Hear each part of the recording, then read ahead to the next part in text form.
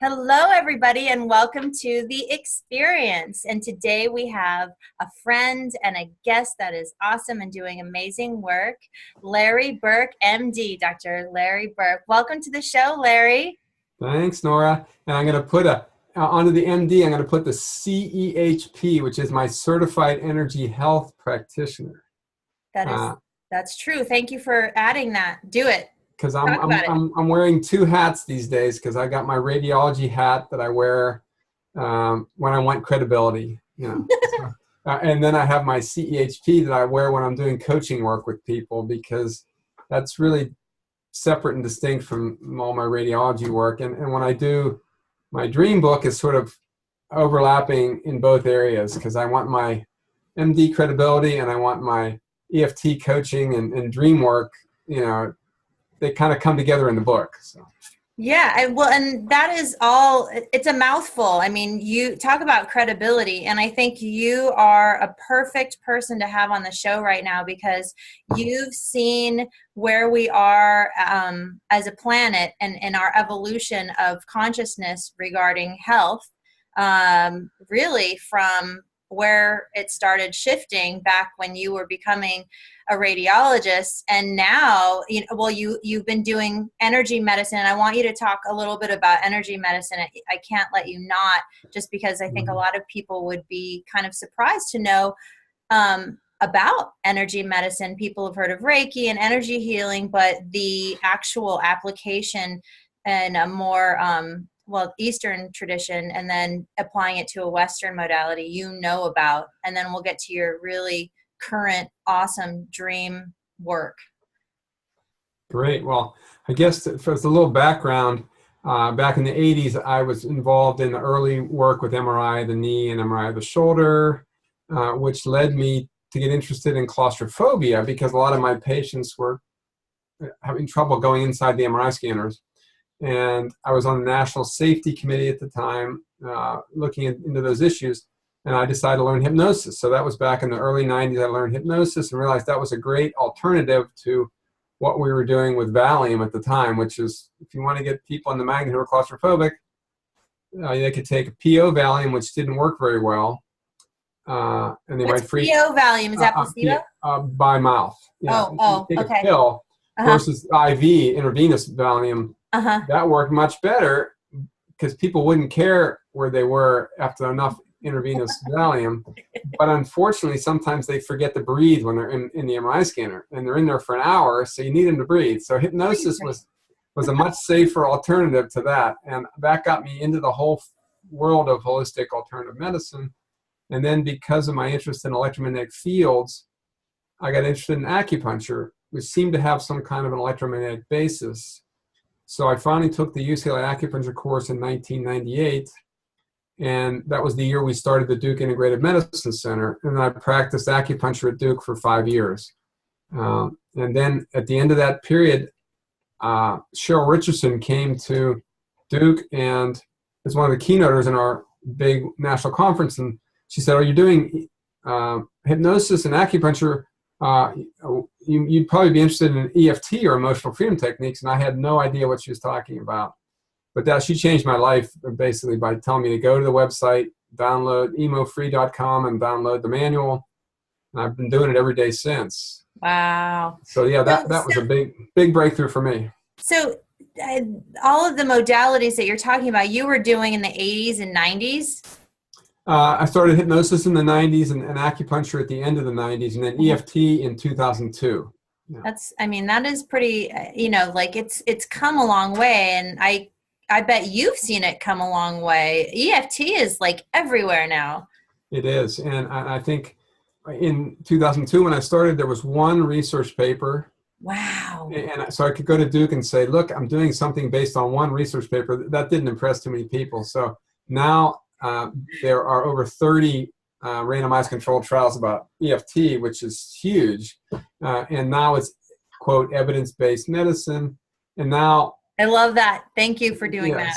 And then now 15 years later, I'm finally going back to Duke Integrative Medicine to teach a course on EFT next week. I'm doing 4 Thursday night sessions on EFT, and we've already got over 30 people signed up. So it's That's amazing. Congratulations. And so, you know what I'm curious about, Larry, is how does somebody start an institution like Duke Integrative Medicine? I mean, Duke is very conservative, Duke at large. And so integrating an integrative medicine institute within the greater university, how does a person even, like, how did that start? How did you do it? Well, we had a core group of like-minded people who were all kind of came out of the closet in the early 90s. And it helped when Harvard announced its alternative medicine and mind, body, spirit conferences. As soon as Harvard did it, it was safe for other people and academics to go forward. How did Harvard even get away with it? I mean, I think that's just that's also little known lore about what's going on. I mean,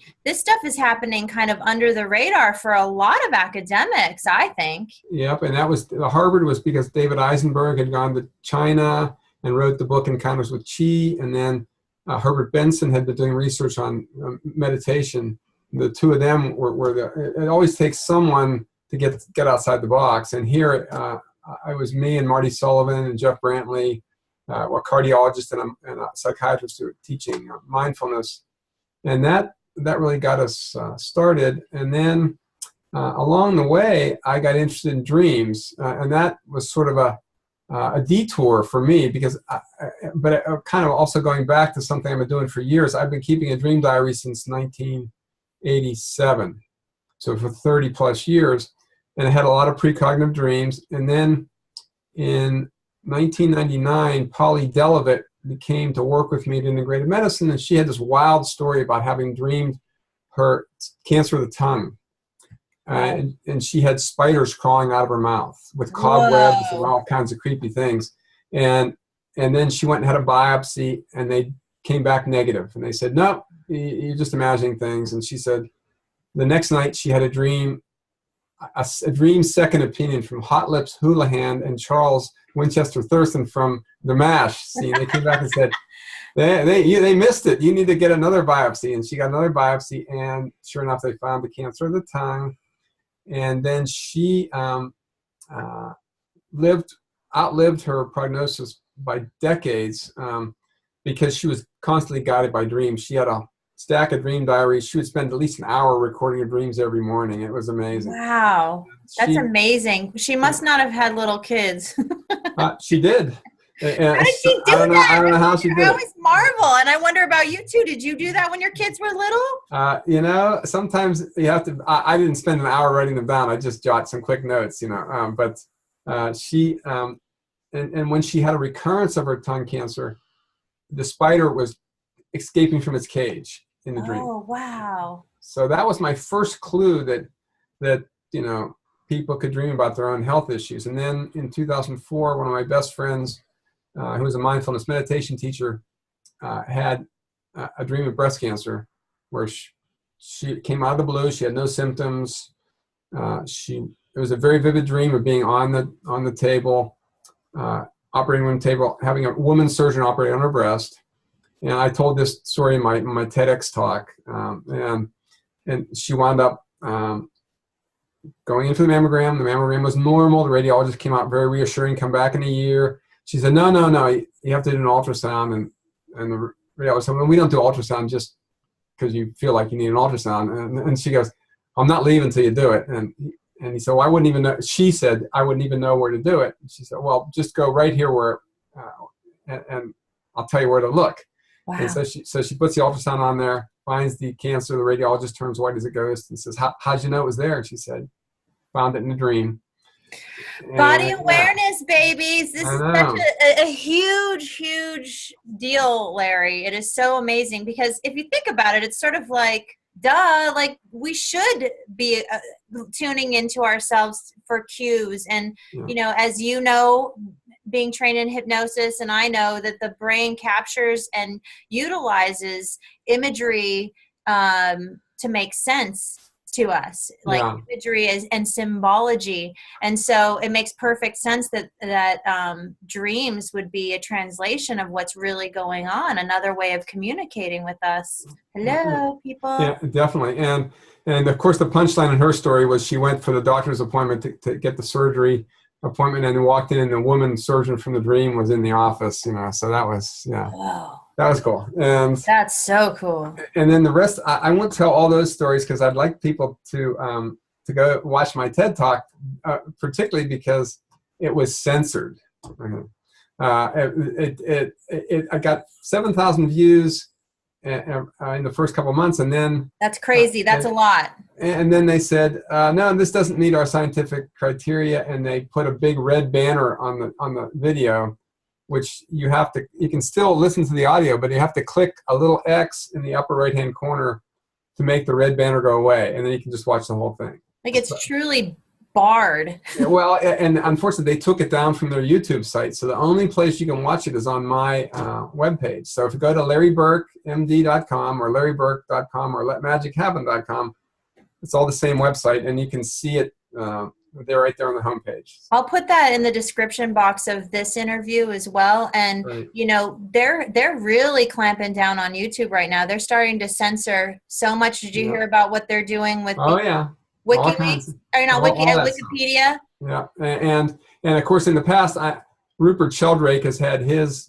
TED Talk censored, and so is Graham Hancock. So I'm in a prestigious company, but sometimes it proves to be a marketing, thing. Oh, your TED Talk got censored, so everybody should watch it. But it does make it a little harder to find it.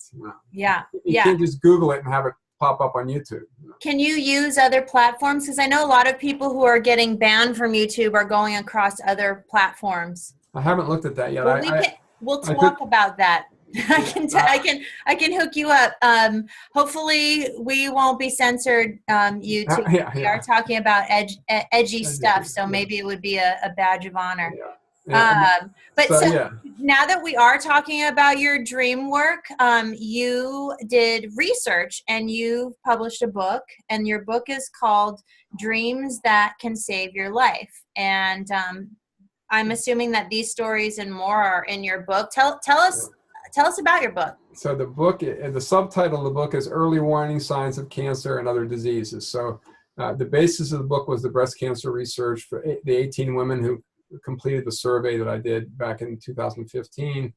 And then, and those articles and everything are all linked on my website, and a HuffPost article and everything that I wrote about it. And then after that, we started getting reports of other people having other types of cancer dreams. And then we've got other dreams in the book that are about other types of diseases, and also healing dreams, and also dreams that people had about other people's diseases, which are really interesting. And one of my favorite dreams from the book, it's coming out April 17th to be released by Inner Traditions and Barron Company as the publisher. And so it'll be in national bookstores, and I'm going on a book tour starting right after the book comes out. So we're pre-ordering. And pre-ordering on Amazon is available. Okay. You can link through my website or just Google it and find it.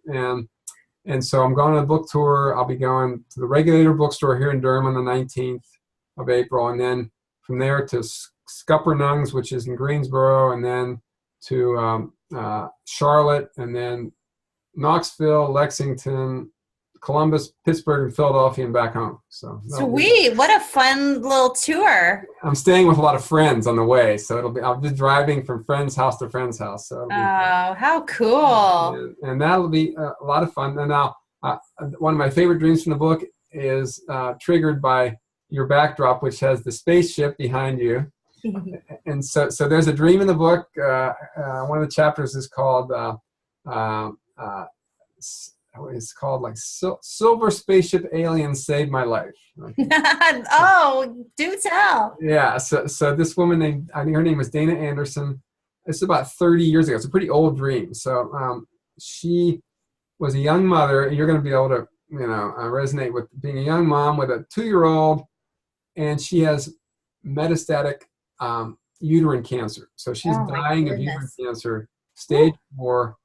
They've told her that with chemo, she'll have a 5% chance of survival. Oh my gosh. And so she's Would you have had to have been carrying cancer during the pregnancy, maybe even?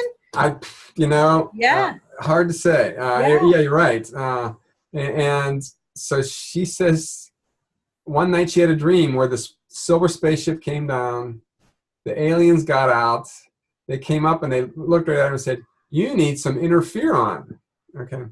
And interferon at that time was an experimental drug that no one had ever heard of. She'd certainly never heard of it. And then they handed her a vial of interferon and they left. And she goes into her doctor the next day and said, "Could I have some interferon?"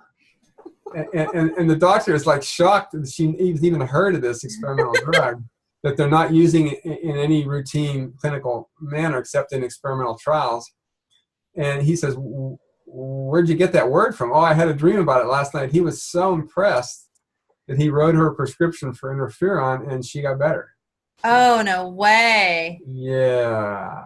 That's crazy. My dad had some interferon, a trial, I think, when he was doing his, both of our fathers had renal cell cancer. Yeah, they offered my dad interferon and he elected not to go with it because it was still experimental back then, you know. But she went with it because he didn't have the guidance from the ETs. If the aliens come and tell you to take interferon, you really have to do that. So. Okay. Yeah. So that's the kind of dream that we have in the book, and it was, and we have some other amazing stories of like, as soon as the word gets out that I'm looking for these kind of cases, one of my high school classmates, who I didn't really know that well, but was friends with my brother,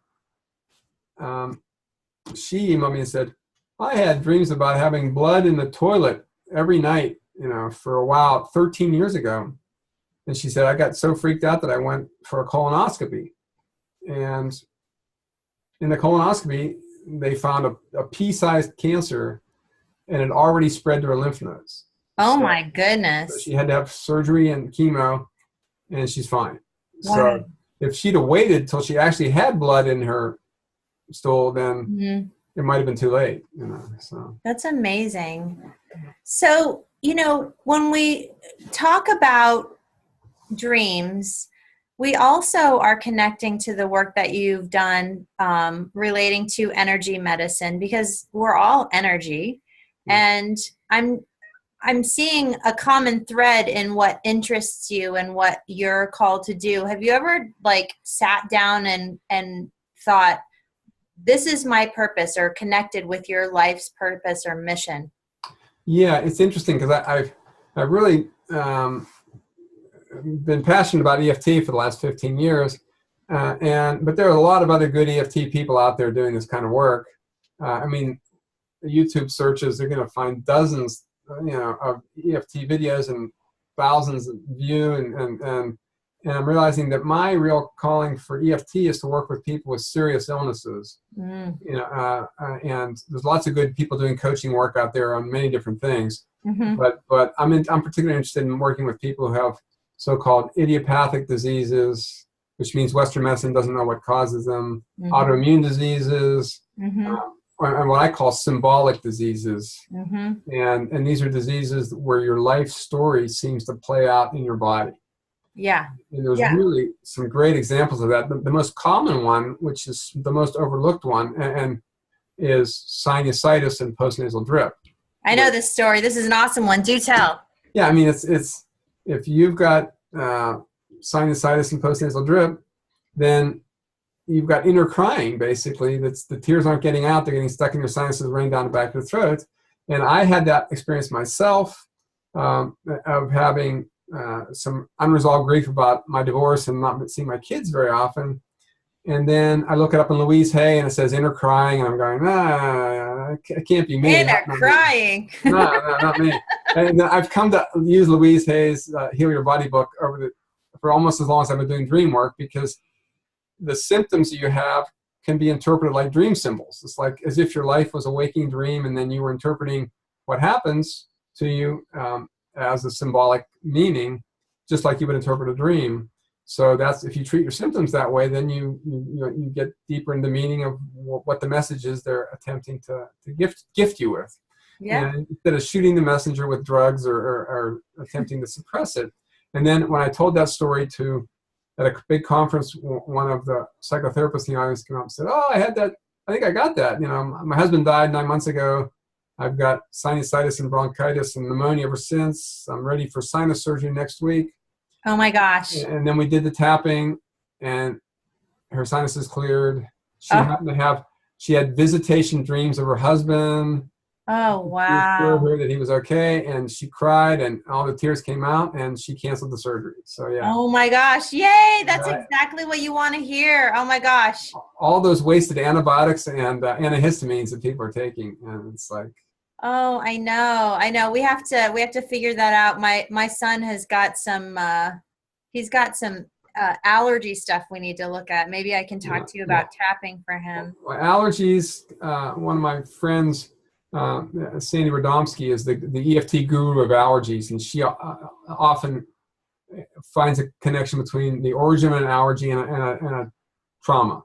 So that if you can associate a food with a trauma, and my most dramatic experience of that was a patient who came in who had terrible allergies to tomatoes, of all things, which is a pretty rare allergy. She would get anaphylaxis from tomatoes. Oh my gosh. Had to carry an EpiPen, the whole thing. Oh, wow. And when we look back and find the origins of the trauma was being bullied in school and having food fights and having like tomato sauce splashed on her shirt, and having that be a traumatic association with the tomatoes. When we tapped on all that trauma, it went away, and really loved tomato sauce and always wanted to eat it again, and finally got a can of tomato sauce and was sitting there tapping and looking at it, and finally went to a cocktail party once and grabbed a shrimp and dunked it into the shrimp cocktail, and her friends all going, no, don't do that. And she ate it, and she was fine. So that's amazing. Well, my husband has that meat allergy that you get from ticks. That's unusual. The alpha-gal, that's unusual. Yeah, and that's some weird stuff, man. And there might be some association with that. Not all allergies are going to be explained by trauma, but I think some of them are. So. Yeah, well, I mean, getting tick season in North Carolina can be traumatic. Absolutely. Yeah. Our interactions with nature don't always work out the way we want. But, yeah, I remember a few years ago before he got it, he came in and, not too much information, but needless to say, they had just come out in full force, and he was covered in the nether regions like crazy. Wow. Yeah, it was, and that's traumatic. Yeah, for sure. So, wow. Yeah. I mean. I know, TMI, sorry. No. I'm just thinking about the naturopathic concept of the toxic threshold. If you have enough accumulated toxins, be it emotional trauma, environmental trauma, chemical trauma, electromagnetic field trauma, whatever the accumulated toxins are in your life, when they get to a certain level, they start to spill over, and that's when you get symptoms and disease, when the toxic threshold gets exceeded. And that's a good concept to have. It doesn't necessarily have to be one thing. You're accumulating all these toxins. Yeah. And, and it makes sense. I mean, look at everything that we're exposed to every day. And these kids definitely like their electronics. That's for sure. Absolutely. And their tan foods and their, Yeah. And the other thing that, what I do when I combine the tapping and the dream work in my coaching practice now. So if I get a new client, I'll make sure they start keeping a dream diary, and also ask them if they've had any recent dreams. And sometimes people have a dream the night before they come. And I also will sometimes ask to dream about them before they come. Oh, that's really cool. That makes perfect sense. Well, it's another way of accessing our higher skill sets and our higher consciousness. And that, would you agree that the planet is shifting and consciousness is changing? Well, yeah, I think the Noosphere is waking up. That was Teilhard de Chardin's concept, and I think that the internet. And interesting, when Teilhard de Chardin predicted the Noosphere back in the 50s, he did suggest that technology would create the Noosphere.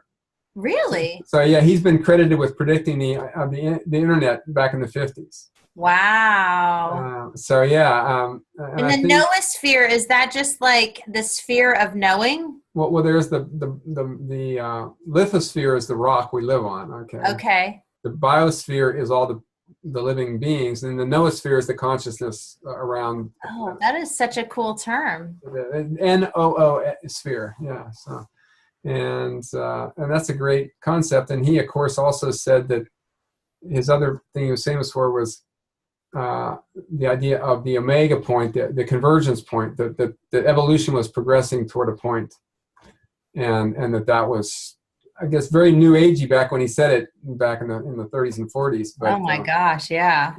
I mean, think about how things are accelerating at such a rate, and now the other big thing that happened in terms of a metaphor that I like to use is the near-death experience, metaphors, because we're fortunate to have the IANS, International Association of Near-Death Studies groups, 2 of them in our area here, and the idea that our whole culture is going through a near-death experience.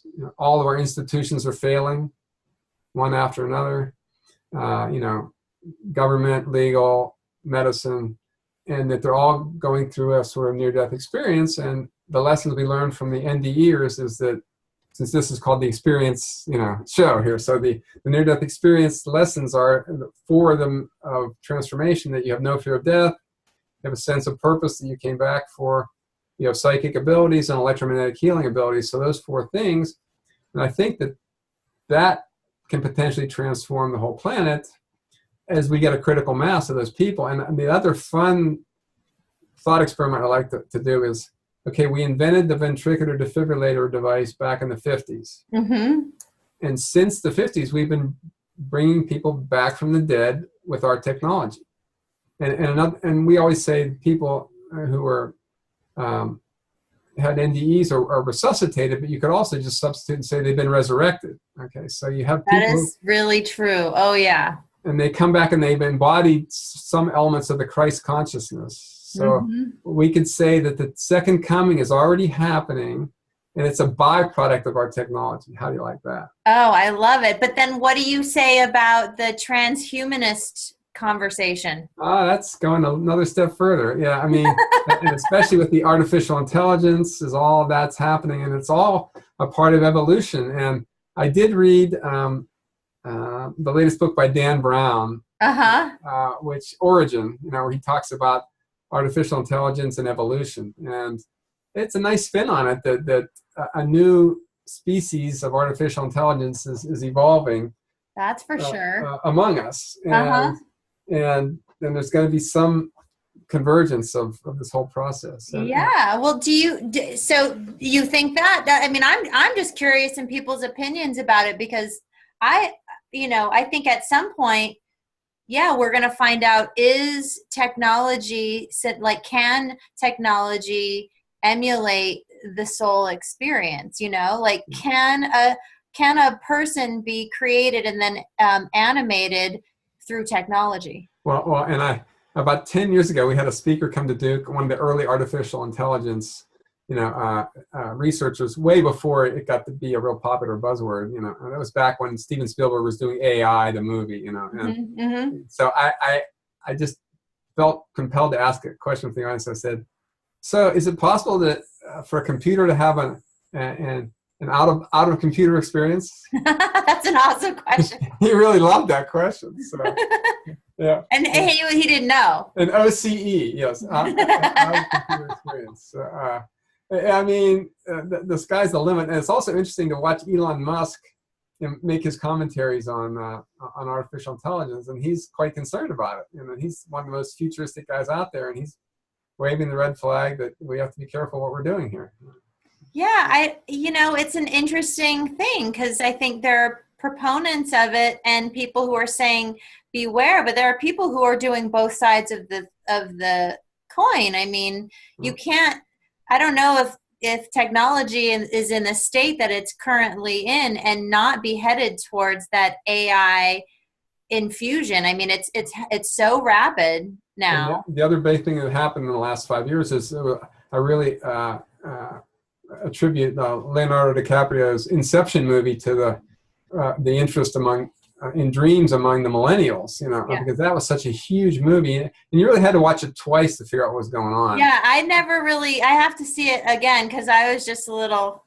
Oh no, the first time it's just mind-boggling, and then the second time it makes a little bit more sense. But But the lucid dreaming has become really hot among millennials, and the sponsor for my breast cancer dreams research was dreamscloud.com. So they're the social networking site, the Facebook of dreams. Oh, cool. And so you can post your dreams in digital form on there. And John Mark Emden is the CEO, who's a friend of mine, and they've established a big dream research center down in Austin, Texas, which is a pretty hot spot for all kinds of futuristic thinking. And so that's happening, and it looks like the dreams are even more popular in other countries than they are in the United States. The usage of his app on the smartphone is really big in places like Spain and Turkey, and he'll go and talk to millennials. They're like, why do you keep your dreams on your smartphone? Oh, I have to share them with my friends. And then he said, why would you want to share them with your friends? And he goes, well, why wouldn't you want to share them with your friends? So it's like a whole consciousness. It's like a whole new cultural thing. So have you been able to tap into lucid dreaming? I've only had a couple experiences, and I'm so elementary in it. I can't seem to get myself out of my body intentionally, only in hypnosis or in dream state. Well, the secret seems to be cultivating lucid triggers, and that especially reminding yourself that if something happens that's impossible, it's likely that you're dreaming. Now that's a problem for those of us who are on the cutting edge of consciousness, because impossible things happen all day when all day long when we're awake. Yeah. And so when a weird thing happens in a dream, it doesn't seem that much different. Yeah. So, but if someone dead shows up in your dream, you should go, "Oh, you're dead. I must be dreaming." That's right. That's the easiest trigger. No, that's a good point. Well, I feel like there's like a level of discipline required, like in your subconscious, that you need to sort of access or hone. Well, it's a paradox, because when you go to sleep, left brain people get to access their intuition because their left brain goes offline and their filter goes down, and their critical thinking goes away, and so they have all these cool right brain experiences.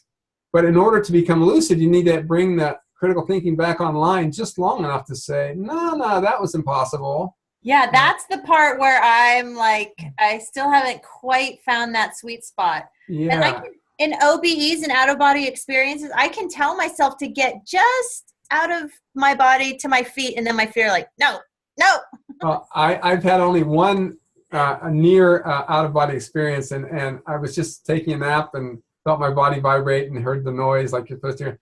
And I could feel my legs and my feet and my arms and my body leaving, but I couldn't get my head out. Is that a great metaphor? I stuck tethered by my head into my body, and I couldn't get the rest of me out. And I realized that had to have been hilarious. It was like very frustrating. It's like getting your head out of a helmet or something. I was stuck in my head. Yeah, get out of your head. I know. So it was a great metaphor. But the lucid dreaming is quite fascinating and really worth exploring, because the Tibetans consider it a spiritual practice. So that's valuable. But the closest I've come to having, usually what will happen is I'll become lucid for a few seconds, and then you get excited and then wake up, and so I once dreamed I saw a fish swimming in the air. It was not flying; it was swimming in the air. I thought, that's not right. And then I grabbed the fish, and then I woke up. And oh, that was good. Good work. And Robert Wagner, who's my lucid dream teacher, if you want more advice, you can go to lucidadvice.com. And he talks about using an acronym, which is a clever one. It's MEME. So it's a meme. Oh, cool. That is clever. Which is, if you become lucid, you want to modulate your emotions, so calm yourself down. Then the E is to expand your awareness, so make the dream more vivid and more real. And then the next one is maintain your focus. So he says, put your hand in front of you, focus on your hand long enough to stabilize the dream, and then establish a goal is the last E. So you want to have a purpose for lucid dreaming. It's like, I want to heal myself. I want to get some information. I want to do a creative project. Have a purpose for doing it. So. Yeah. Oh, that's really good. Tell me that, guys. Lucidadvice.com. Lucid Advice. Was he at that PEG meeting? He's been at Duke, or he's been at the Rhine Center a couple times. He's been at the in Durham, and I know him from the International Association for the Study of Dreams. So I think I've heard you talk about him. Lucid Advice. No, Lucid Advice. That's, if you want some lucid advice, go to lucidadvice.com. Yeah, I totally do. I want to be able to share that in the description box. Yeah. So Larry, one of the things that I think is also happening, and I'm curious about your experience and interpretation of it, working with people, is the idea that the analytical thinking, the left brain thinking that humanity has really been entrained into is shifting with this energetic shift into a more heart-centered focus. Do you think that's happening? Well, I think that any well-balanced thinking has to be left and right brain, and certainly heart-centered is a good idea as well. And I'm reminded of that famous story about Carl Jung, who went to interview a medicine man. And the medicine man, they're talking about ways that they think, and I think, let me make sure I get this right. So Jung said, you Native Americans seem to talk in circles, and if you ever listen to a medicine man talk, it's a circuitous route, and you never know where you're going. and so it is this circular pattern, and the medicine man goes, yes, of course, and then Jung says, well, in our culture, this is a sign for crazy. And then the medicine man goes, oh yeah, we have a sign for crazy too.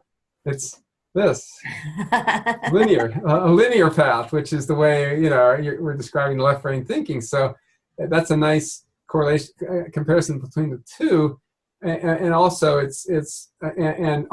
know what Jung said. He said, I hear your people think with their heart. And the medicine man kind of goes, of course, and then Jung goes, well, we think with our brains, so that's the left brain, right brain thing again. So, yeah. Do you really think that it's happening in the brain only?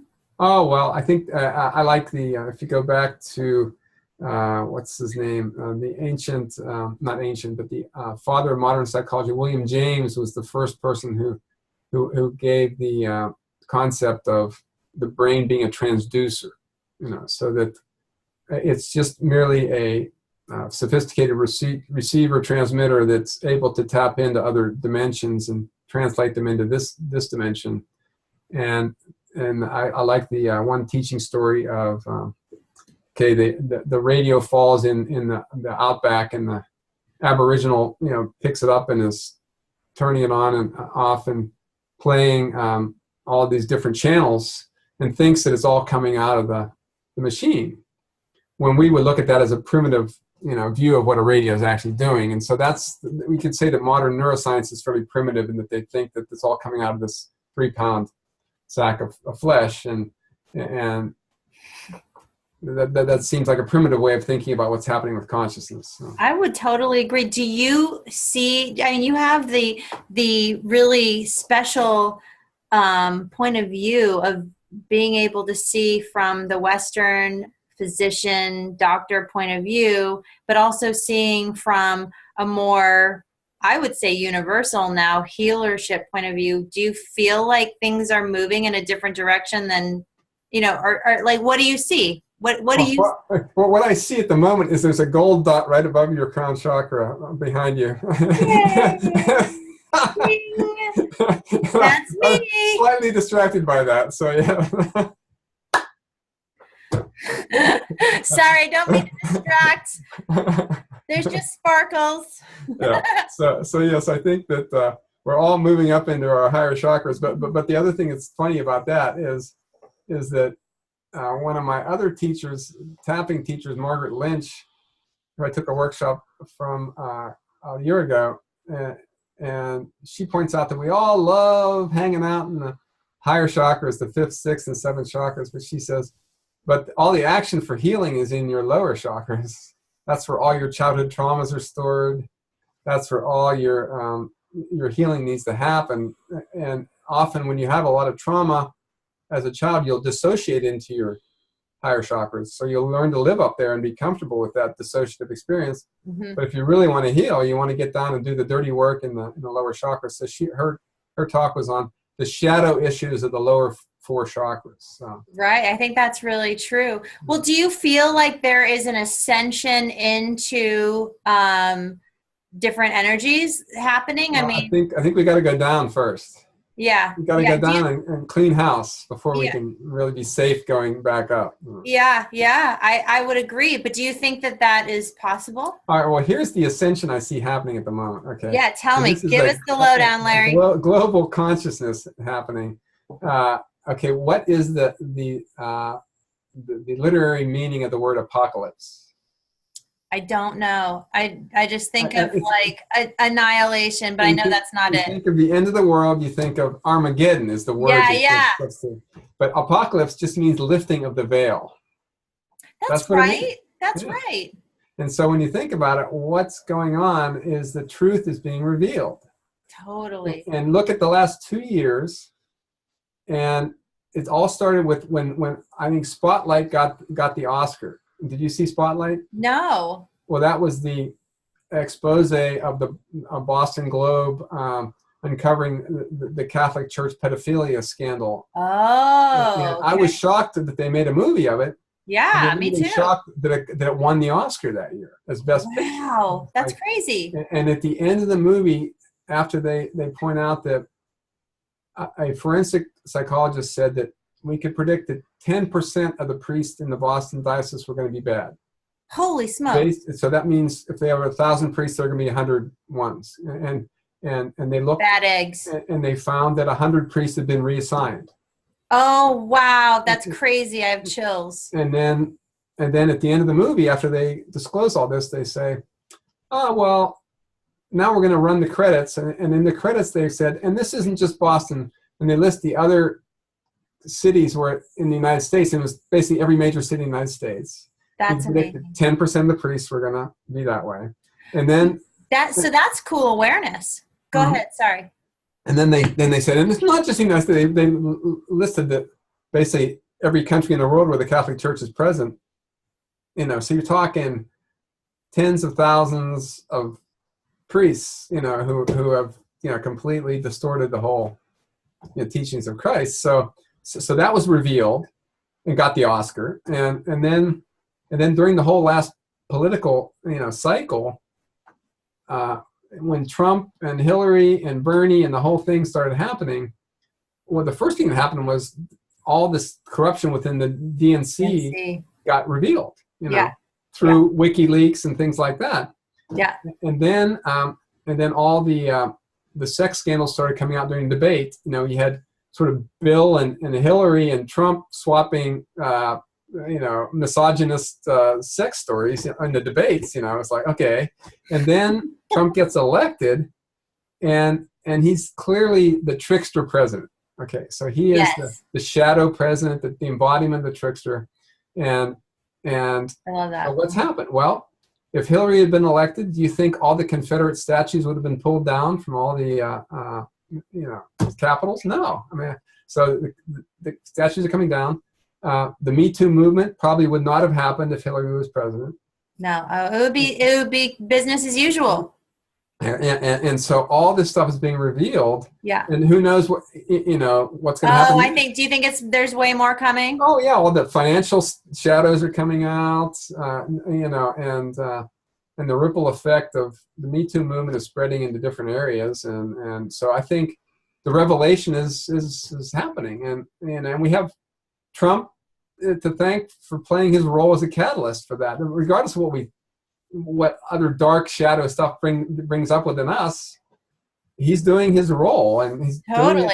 I thank you for saying that. 'Cause I've had to make my peace with that. I totally have made my peace with that, and I'm enjoying it. I can't talk to my family members about it, but I've made my peace with it, and we don't have a whole lot of time. So I also want to chat with you kind of about how these revelatory thoughts can possibly change timelines. I had Cynthia Sue Larson on last week or so, and she wrote an awesome book called Quantum Jumps, and just talking about sort of the quantum idea that when our thoughts change about stuff, our timeline, our future unfolds differently. And she I like that. The Mandela Effect. And I'm just curious, just from your point of view, what you think about our awareness of these things, how that can trigger a shift in how our future will unfold. Well, I think the more people read books on near-death experiences,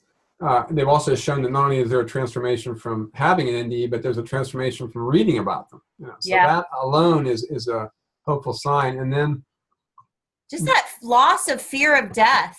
Yeah, loss of fear of death. And the other thing that's really got to happen is loss of, the only thing that we dread more than death are symptoms, and so people need to get over their fear of symptoms, because your symptoms are there to help you transform. And until people start getting that and get out from underneath the hypnotic trance of big pharma, heck yeah, of suppressing. And my favorite teaching story, and maybe we can close with this story, is okay, you get a sports car, you drive it off the lot. It's the coolest. You've always wanted this sports car. You drive it for a little while, and the red oil light comes on. You go, oh, that's not good. So you look it up in your owner's manual. It says, turn the ignition on and off, and maybe the light will go away. Maybe it's just an electrical glitch. You do that, it's still on. So you get the car. It says, do not drive your car another mile. It could ruin the engine. So you have a tow truck. Tow truck. You get to the garage. The mechanic goes, oh yeah, I'm intimately familiar with this car's electrical system. I can handle this in a minute. So he takes the car in the back of the shop. He cuts the wire that goes to the red light and gets the car back. And you laugh like that's automotive malpractice. But when you go to a regular general practitioner, that's pharma. They only have time to write you a prescription and cut the last signal that's creating your symptom. You didn't ask, oh, are you getting low on oil? Or you have a leak somewhere? I mean, does something need to be adjusted or whatever? And that's the metaphor that people get to embrace if we're going to really, have a quantum leap of healing. So. Agreed. And is it difficult for you as a doctor to be amongst people who are trained in perpetuating that? Yeah, I mean, here we are in the heart of the Research Triangle Park. Every drug company in the world is within 10-minute drive of us, and we know that that's the stocks are propping up the stock market. They're funneling money into the lobbying, campaigns of all the politicians. Spin-off drugs. So all that, and people put so much hope in their suppressing their symptoms when they really. My goal, I guess, in writing the dream book is to get people to start keeping dream diaries, pay attention to the messages they're getting in their sleep, but also to treat your life like a waking dream and pay attention to those messages the same way you would a dream message. And hopefully you'll become, the goal of lucid dreaming is not just to become lucid in your dream, it's to become lucid in your life. So if you treat your life like a lucid dream, you'll go, oh, I get this. This is just a dream, and I get There's more to awaken to. I get to shift my energy and bring myself back into balance. I think it is about taking the message we're getting as like your own personal biofeedback machine. We don't need the technology. It's like if you treat your body like a biofeedback machine, it'll tell you exactly whether you're on the track or not. So. Yeah, the technology is integrated within our system, our cells. So, Larry Burk, thank you so much for being on my show today. As always, it's fabulous talking, and I want to talk to you forever. But I know you got to go. So your website is letmagichappen.com, and you also have a book with the same title. And are there any other plugs you want to throw in there? You can also, my other URLs are just larryburkmd.com or Larry Burk. And I guess the key thing to keep in mind is I work with Winter Robinson, a medical intuitive at the Monroe Institute every spring and fall. And we do intense week-long workshops with people, usually 20 people or so. And it's called Medical Intuition and Symbolic Healing. The link for that is on my website or at the monroeinstitute.org. And that'll be coming up May 19th through the 25th. Oh, it's my birthday. Oh, Yeah. man, I'm so sorry we didn't talk about the Monroe Institute because I'm really interested in it and I got to get myself up there sometime. Well, that might be a good excuse for you to come join us one of these days. Yeah. Bring your friends. Yes. Yes. We'll have a big fun party in Dreamland. We'll talk about that next time. So. Okay. Sounds good, Larry. Thank you so much. And everybody, thank you for joining us on the experience and have a beautiful day. And we'll catch you next time. Keep sparkling there. Yes. All right.